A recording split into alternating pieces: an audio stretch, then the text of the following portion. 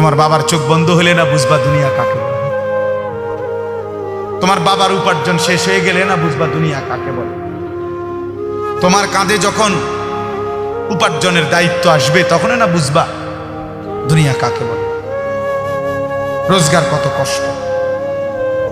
সেদিন আমি একজন লোককে দেখছি, তাকাইয়া দেখছি অনেকক্ষণ, ট্রাকের থেকে সিমেন্টের বস্তা নামাইতেছে। আমি লোকটার দিকে তাকাইয়াছিলাম, সারাটা শরীর ঘামে, আমার মনে হয় যেন লোকটা মানে পানির মধ্যে, সারাটা চুল চেহারা তার ঘামে, ঘাম বাইয়া বাইয়া পড়তেছে। তাহলে এক বস্তা ট্রাকের থেকে প্রতি বস্তা সিমেন্ট নামাইয়া গোডাউনে থুইলে সর্বোচ্চ 60 টাকা 8 টাকা বা 10 টাকা দেয়। সর্বোচ্চ রেট হলো 10 টাকা, মানে এন থেকে হয়তো গোডাউনে থুবে আর কি।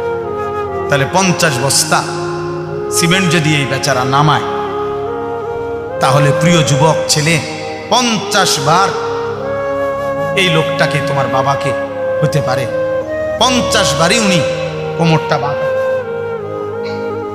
নাহলে কেমনে বস্তাটা লইব? 50 কেজি সিমেন্টের, 50 কেজি সিমেন্টের একটা বস্তা বেচারা কেমনে নিবে? প্রতিবারই তাকে কোমর বাঁকা করতে হয়েছে। প্রত্যেক বস্তা সিমেন্ট হয়তো ফালাইয়া ছোট্ট একটা গামছা হয়তো কোমরের থেকে খুলে আবার ঘাম মুচ্ছে, আবার আরেক বস্তা লেগে গেছে, আর গুনছে কয় বস্তা হইল।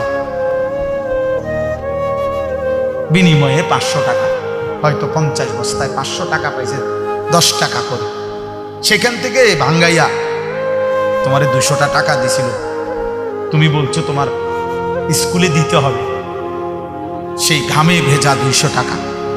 আর তুমি জানো আর সেই 200 টাকায় মোবাইলে ঢুকাইয়া উলঙ্গ ছবি আর নাচ গান নর্তকী দেখে শেষ করে দিছ। তুমি সন্তান না, বরং তুমি জানো আর।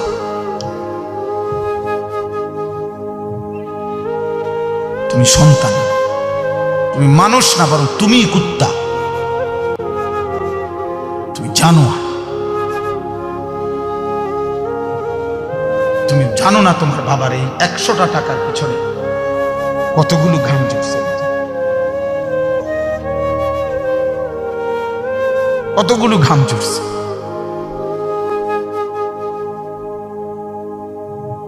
হ্যাঁ,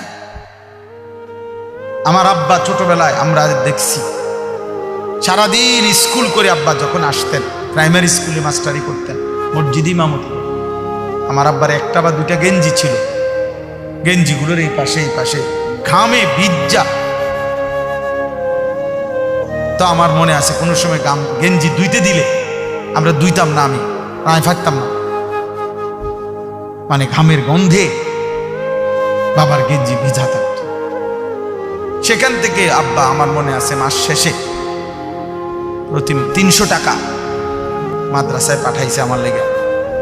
একটা পোস্ট কার্ডে তখন মানি অর্ডার করতে হইতো টাকা, তো মানি অর্ডার করলে একটা ছোট্ট পোস্ট কার্ড আছিল, এটার মধ্যে নাম ঠিকানা লিখতে হইতো, নিচে দিয়া একটু জায়গা ছিল, এখানে নিজস্ব কোনো কথা থাকলে লিখতে হইতো।